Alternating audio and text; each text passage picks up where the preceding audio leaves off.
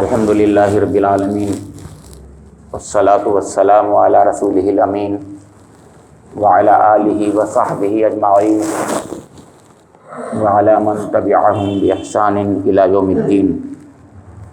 اما بعد.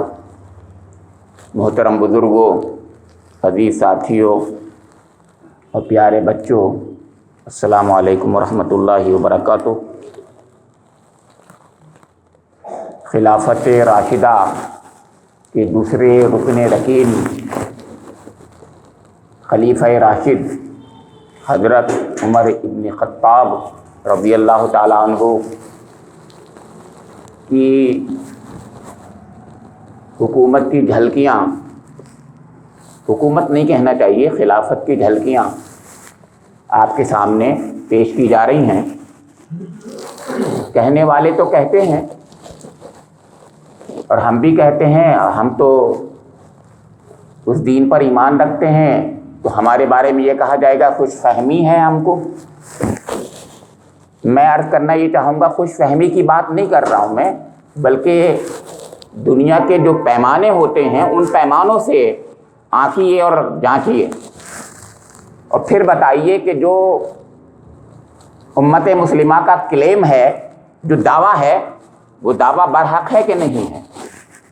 وہ دعویٰ یہ ہے کہ حضرت ابو بکر صدیق اور حضرت عمر، یعنی ابو بکر و عمر جیسی خلافت دنیا میں کبھی قائم نہیں ہوئی.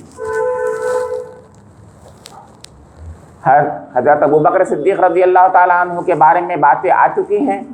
ان کا ایک روحانی اور مذہبی پہلو زیادہ ہے. حضرت عمر رضی اللہ تعالیٰ عنہ کہ ریفارم جو ہیں، اصلاحات جو ہیں، وہ دنیا کے معاملات میں بھی بے مثال ہیں. تو یہ کہہ دینا تو بہت آسان ہوتا ہے بے مثال ہیں، لیکن تاریخ سے ثابت ہو جائے تب ہم سمجھیں گے کہ حقیقت میں ایسا ہی تھا. میں آج اس کی چند جھلکیاں پھر پیش کرتا ہوں. میں ایک گزشتہ جمعے میں نے آخری بات آپ کے سامنے یہ رکھی تھی کہ یہاں سے طے کیجیے، یہاں سے شروع کیجیے کہ وہ کتنی پریمیٹیو سوسائٹی تھی، جہاں سے حضرت عمر رضی اللہ تعالی عنہ نے اپنی اسٹیٹ کو قائم کرنے کی کوشش کی تھی. کتنی پریمیٹیو سوسائٹی تھی کہ کیلنڈر تک نہیں تھا. میں نے یہی بات بتائی تھی، آپ کو یاد ہوگا. جہاں کیلنڈر نہ ہو، جس کو جہاں یہ نہیں جانتا ہو یہ کون سا سال ہے اور سال کا یہ مہینات کی تاریخ کون سی ہے، نہ تاریخ تھی اس زمانے میں نہ سال تھا. تو سن ہجری کیلنڈر انہوں نے شروع کیا تھا. یہ بات میں نے شروع، اتنی پریمیٹیو سوسائٹی تھی. اب وہاں سے ڈیولپ ہو کر کتنی اونچی اور ترقی یافتہ سوسائٹی ہو گئی 10 سال 6 مہینے اور 4 دن میں. حضرت عمر رضی اللہ تعالیٰ عنہ نے جو خلافت کی ہے، آپ کو جو اللہ تعالیٰ نے مہلت دی ہے خلافت کی، وہ 10 سال 6 مہینے 4 دن کا ہے. اس 10 سال 6 مہینے 4 دن میں آپ نے جو کچھ کر دکھایا، اس کی کچھ جھلکیاں تو بہت پہلے کئی جمعوں سے میں آپ کے سامنے رکھ رہا ہوں. جب راتوں کا گشت ہے اور جس طریقے سے انہوں نے اپنے بیٹے کے ساتھ انصاف کیا اور کیسے انہوں نے قاضیوں کا وہ کیا، آپ کے اپوائنٹ کیا، ان کی جانچ کیسے کرتے تھے اور کیا کیا وہ باتیں آ چکی ہیں. مگر وہ تو ہر ایک کہہ دے گا ہاں بھائی اچھی بات تھی. لیکن میں آج یہ بتانا چاہ رہا ہوں کہ آپ کے سامنے ایسی ڈیولپڈ سوسائٹی، اتنی بڑی اسٹیبلشڈ حکومت. میں نے یہ بھی بتایا تھا آپ کو کہ ایک وقت میں 4 بڑے بڑے ملکوں سے جنگیں ہو رہی تھی اور سب کے chief of the army staff نہیں، بلکہ آرمی اسٹاف کا چیف کہنا بھی وہ تو پریزیڈنٹ ہوتا ہے، نہیں بلکہ کمانڈر ان چیف خود تھے. دونوں کا سمجھیے، پریزیڈنٹ جو ہوتا ہے chief of the army staff ہوتا ہے. لیکن اس کی بات نہیں کر رہا ہوں، مطلب وہ صرف سیریمونیل ہوتا ہے، اس کی بات نہیں، بلکہ میں کہہ رہا ہوں وہ باقاعدہ ہر لمحے ہر گھڑی خود کمانڈ کرتے تھے. ایران سے جنگ ہو رہی تھی، عراق سے جنگ ہو رہی تھی، شام سیریا سے جنگ ہو رہی تھی، مصر سے جنگ ہو رہی تھی. 4 ملکوں سے. وہ تو بات گزر گئی. آج میں عرض کروں گا کہ ان کا جو ملٹی فیسیٹڈ جو اسٹیبلشمنٹ تھا حکومت کا، جس طریقے سے وہ ریفارم کرنا چاہتے تھے اور ریفارم انہوں نے کیے، اس کا جو اسٹرکچر ہوتا ہے اس کے بارے میں کچھ باتیں بتا. जो पॉलिटिकल स्ट्रक्चर और एडमिनिस्ट्रेटिव और ब्यूरोक्रेटिक स्ट्रक्चर होता है उसके बारे में बताऊं। तो मैं पहले बताऊंगा आपको कि वो उनका जो है जो रिफॉर्म का पहला सबसे बुनियादी चीज़ होती है किसी भी वेलफेयर स्टेट में, वो ये होती है कि रोज़मर्रा के मसाइल और नए नए मसाइल जो दुनिया में आते हैं उसके बारे में लोग सोचें, समझें और उसके बारे में कुछ कानून बनाएं। लेजिस्लेचर जिसे कहते हैं, उसकी बुनियाद तो कुरान और सुन्नत पर थी, लेकिन कुरान और सुन्नत की बुनियाद के माने ये थोड़ी होते हैं कि एक खास अलग अलग किस्म के मसले पर उसका सलूशन क्या होगा, वो तो निकालना ही पड़ेगा। क्योंकि अगर मसला मालूम होता, अगर उसका सलूशन मालूम होता तो ज़रूरत नहीं थी। वो तो नए मसला आया, इसका मतलब उसका हल मालूम नहीं है। कुरान और सुन्नत में वाज़ेह हुक्म नहीं है। जब कुरान और सुन्नत में वाज़ेह हुक्म नहीं है और नहीं था तो फिर उसके बारे में अहले राय, साहिबुर राय, कुरान और सुन्नत पर गहरी नज़र रखने वाले वहाँ के लोग जो है उस पर फैसला करेंगे। जैसे लेजिस्लेचर होते हैं यहाँ पर बैठ करके, एमपीज होते हैं यहाँ पर, एमएलए होते हैं, ये जो है आपके, ये लोग जो है कानून बनाते हैं मसाइल पर, जो वक्ती मसाइल होते हैं उस सिलसिले। इस सिलसिले में हज़रत उमर का जो कारनामा है, अब मैं शुरू यहाँ से कर रहा हूँ।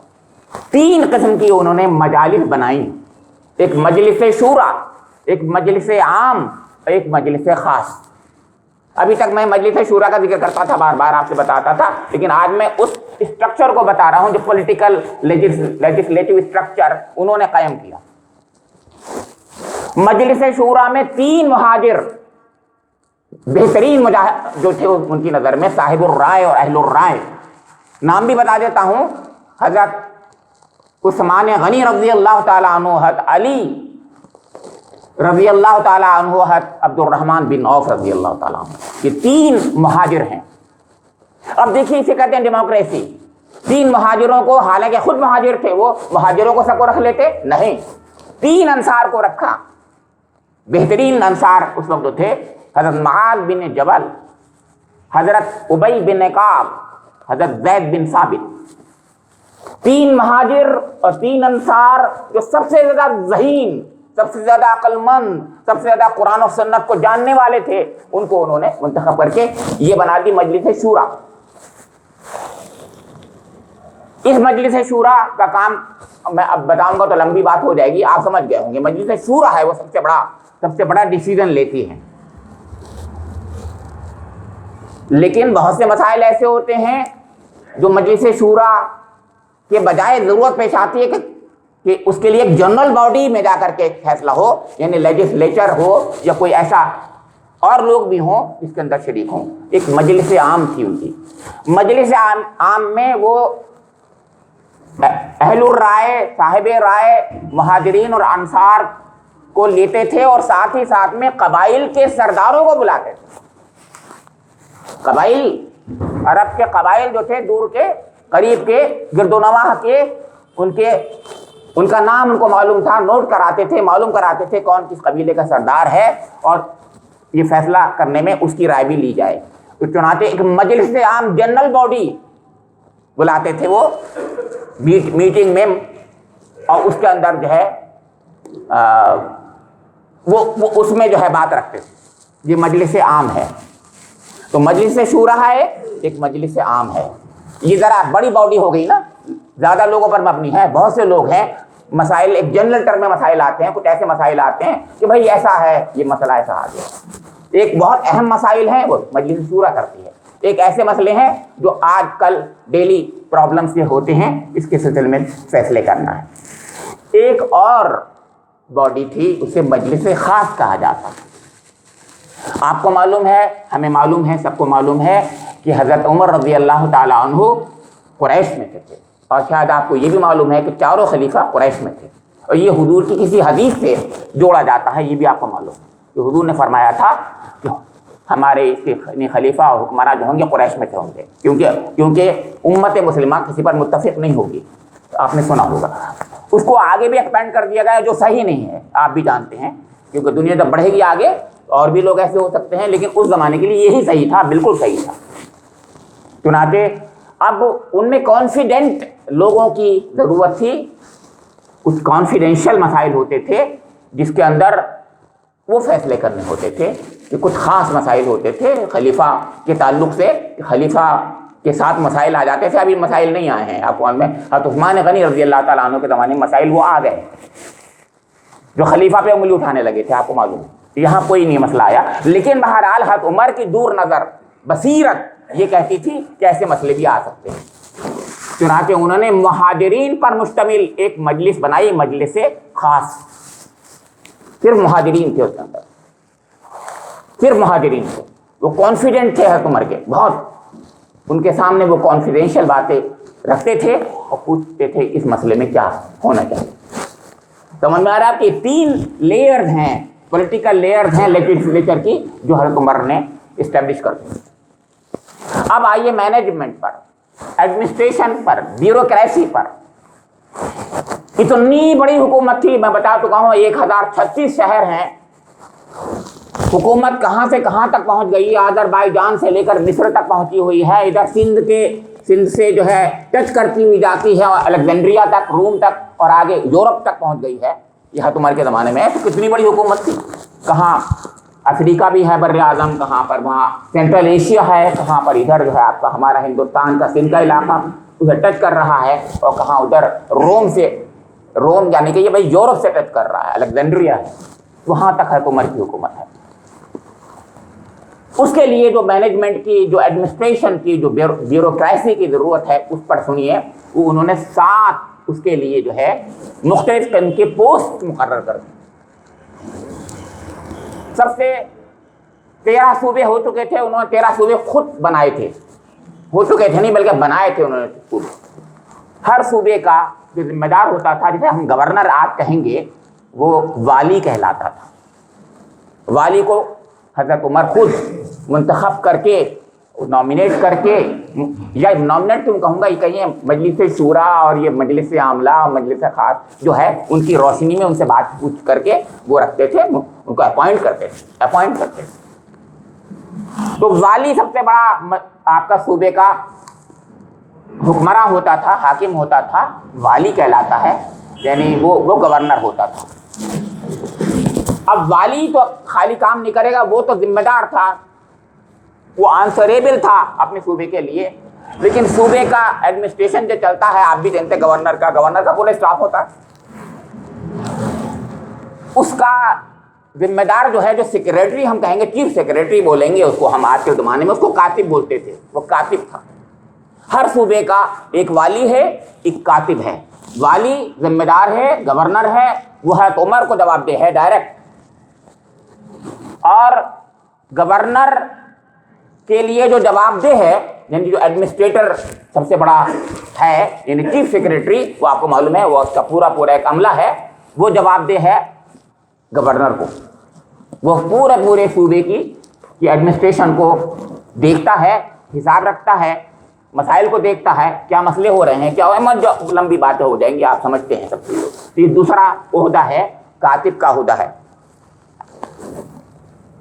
اب ایک اور انہوں نے جو ہے پوسٹ کریٹ کی ہے، وہ کاتب دیوان کہلا رہی ہے. آپ اس کو یہ کہ بول دیں گے کہ سیکریٹری ملٹری افیئر، ایسے بول دیجیے. کاتب دیوان، اس کا کام یہ ہے، کیونکہ اتنی زیادہ جگہوں پر جنگیں ہو رہی تھیں، ہر جگہ فوج تھی، بلکہ یوں کہیے گا کہ اگر ہم کہیں تو تقریباً آدھی پاپولیشن جو ہے وہ جنگی لڑائی تھی. کیونکہ وہاں تو ہر ایک جو ہے والنٹیئر کرتا تھا جنگ کے لیے، ہر ایک والنٹیئر کر رہا تھا، اپنے کو ہر ایک والنٹیئر کر دیتا تھا کہ میں بھی جاؤں گا جہاد میں، میں بھی جاؤں گا جہاد میں. تقریباً سبھی، ہر گھر کے 1-2 لوگ تو ہر حال میں چلے گئے تھے، اور بلکہ زیادہ سے زیادہ لوگ اس میں جہاد میں ہی تھے. آپ کو معلوم ہے اس زمانے میں ایسے ہی تھا. اس کا ایڈمنسٹریشن دیکھنا تھا، تو کاتب دیوان تھا. تو سیکریٹری ملٹری افیئرز ہم کہہ سکتے ہیں کہ وہ تھا. وہ سب ان چیزوں کو دیکھا کرتا تھا کہ کس کو بھرتی کرنا ہے، کس کو کہاں رکھنا ہے، کس کا کیا حساب رکھنا ہے، کس کو تنخواہیں دلواتے تھے. باقاعدہ وہاں پہ اس زمانے میں انہوں نے تنخواہیں اس کی مقرر کر دی تھیں، یعنی فوج کے افسروں کی بھی تنخواہیں تھیں. اور یہ پہلی بار ہوا تھا. مال غنیمت ہی سے صرف نہیں ملتا تھا، بلکہ یہ بھی تنخواہیں بھی تھیں، ان کی مستقل ان کی سیلریز تھیں. تو اس کا حساب رکھتا تھا کاتب دیوان. ایک اور پوسٹ انہوں نے کریٹ کی، وہ صاحب الخراج کہا گیا اس کو، میں اس کو اگر کہوں اپنی زبان میں تو ریونیو سیکریٹری کہہ لوں میں شاید اس کو، ریونیو سیکریٹری تھا وہ۔ اس کا کام تین بڑے کام تھے: زکوٰۃ کا حساب و کتاب رکھنا، عمال مقرر کرنا، لوگوں سے حساب لینا زکوٰۃ کے بارے میں، وہ کتنا اس کے پاس ہے مال، اس کا حساب کیا بنتا ہے زکوٰۃ کے لحاظ سے، اس کو وصول کرنا۔ یہ ہوا ایک صرف ان میں سے حصہ، شعبہ۔ پھر دوسرا تھا وہاں پر جو ذمہ لوگ تھے ان سے جزیہ لیا جاتا تھا، تو جزیے کا حساب رکھنا، لوگوں سے جو ذمہ ہیں ان سے حساب رکھنا، وہ پورا وہ دوسرا تھا۔ اور تیسرا جو تھا چنگی، جسے ہم کہتے ہیں آج کل، اس چنگی کا حساب رکھنا ہے۔ یہ ٹرانسپورٹیشن کے لحاظ سے جو آپ کو جی ایس ٹی لگا ہوا آج کل ہے، جسے کہتے ہیں ہم لوگ، سمجھ لیں آپ کے، تو یہ حساب رکھنا، یہ تین قسم کا حساب جو ہے، یہ ریونیو سیکریٹری کہہ لیجیے اس کا حساب رکھتا تھا وہ۔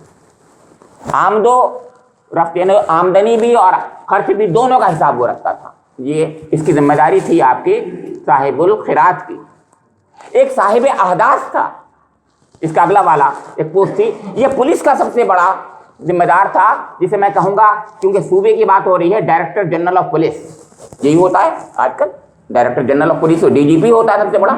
تو ایک ایسا ہوتا تھا جو ڈی جی پی کے رینک کا ہوا کرتا تھا، اس کی ذمہ داری یہ تھی کہ پورے صوبے کی پولیسنگ کرنا، اس کو دیکھنا ہوتا تھا۔ ایک اور پوسٹ تھی، اور وہ پوسٹ جو تھی آپ کی صاحب بیت المال کی تھی۔ آپ اس کو کیا کہیں گے مجھے سمجھ نہیں آتا، یا یوں کہ یہ ٹریجری کا آفیسر ہے، ٹریجری آفیسر ہے وہ، ہے، اور انچارج ٹریجری ہے وہ۔ بیت المال کا سارا حساب و کتاب وہ رکھتا تھا، بیت المال میں کتنا مال آیا ہوا ہے، کتنا رکھا ہوا ہے، کس طریقے سے خرچ ہوگا، کیسے خرچ ہوگا، اینڈ سو آن، جو یہ ایک اس کا ذمہ داری تھی۔ اور آخری جی اچھا، بہت اچھا، اکاؤنٹس آفیسر ایک آخری پوسٹ تھی، اور اس کو ہم کہیں گے قاضی القضات۔ جیسے کہ چیف جسٹس جو ہوتا ہے آپ کے ہر صوبے کا ایک، ایسی چیف جسٹس صوبوں کا ان میں سے ہوتا تھا۔ ایک تو چیف جسٹس وہ تھا جو پورا سب کا ہوتا ہے، جیسا چیف جسٹس انڈیا ہے ہمارا، ایسی چیف جسٹس جو ہے ہر صوبے کا، اسٹیٹ کا، وہ ہوتا ہے۔ یہ تھے 7 پوسٹ انہوں نے کریٹ کی ہیں، اور 7 پوسٹ کے بعد میں انشاءاللہ اگلی بار آپ کو بتاؤں گا، وقت ختم ہو رہا ہے، کہ کس طریقے سے وہ خود سب کو دیکھا کرتے تھے اور سب سے حساب کتاب دیا کرتے تھے، اور اس کے بعد کس طریقے سے انہوں نے اس کو ڈیولپ کیا ہے، اور کس طریقے سے ریفارمز کیے ہیں۔ ہر معاملے میں ریفارمز کی جھلک تو ابھی آئی نہیں آپ کے سامنے، ابھی تو صرف یہ بتایا ہے کہ کس طریقے سے، نہیں اسٹرکچر میں بتا رہا ہوں۔ اللہ رب کریم، میں کیا عرض کروں کہ مجھے اور آپ لوگوں کو امت مسلمہ کے اندر وہ بصیرت عنایت فرما دے جو ہمارے خلفائے راشدین کے فالوور میں تھی۔ خلفائے راشدین تو بہت ہی اونچے تھے بھائی، ان کے فالوورز میں بھی کتنی بصیرت تھی، ان میں بصیرت تھی۔ وہ کون تھے؟ وہ لوگ تھے جنہوں نے اونٹ چرائے تھے۔ یہ حضرت عمر وہ تھے جنہوں نے اونٹ چرائے تھے، آپ کو پتہ ہے، اونٹ چرانے والوں نے جنہوں نے حکومت کی، انسانوں کو چرایا، انسانوں کے پر حکومت کری، اور ایسی ویسی حکومت نہیں کی۔ جو موسٹ ڈیولپڈ جو حکومتیں دنیا کی ہوتی ہیں، سب سے بڑی ہوتی ہیں، موسٹ پروگریسو حکومتیں جو ہوتی ہیں دنیا کی، ان میں نام انہوں نے اپنا لکھوا لیا۔ اللہ رب کریم میرے اور آپ کے اندر، امت مسلمہ کے اندر، وہ بصیرت نصیب فرما دے۔ ربنا تقبل منا انک انت السمیع العلیم، تب علینا انک انت التواب الرحیم۔